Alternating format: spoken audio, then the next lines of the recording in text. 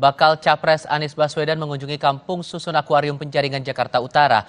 Anies masih belum mau menyebut siapa bakal cawapres pilihannya. Anies datang ke Kampung Susun Akuarium Penjaringan untuk bersilaturahmi usai melaksanakan ibadah haji. Anies menyempatkan diri makan siang bersama warga yang menjamunya. Saat ditanya soal siapa bakal cawapres pilihannya, Anies belum mau menyebut kandidatnya dan justru menjawab dengan bercanda. Katanya ada cewek yang akan menemani Bapak nanti. Oh, saya memang didampingi sama perempuan. Istri saya. Iya, bener. Tuh, ini kacamata nggak Bang? Kan udah di kantong nih Pak.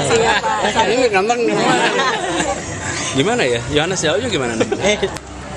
Iya. Udah itu aja. Sementara soal bakal cawapres, P3 percaya diri peluang Ketua Bapilu P3 Sandiaga Uno berpasangan dengan Ganjar Pranowo semakin besar. Salah satunya dengan sejumlah momen kebersamaan keduanya terakhir di podcast Kaisang. Juru bicara P3 bilang komunikasi dengan PDI Perjuangan semakin intens.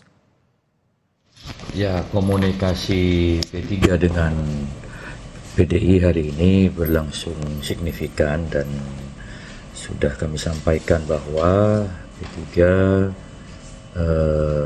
telah melakukan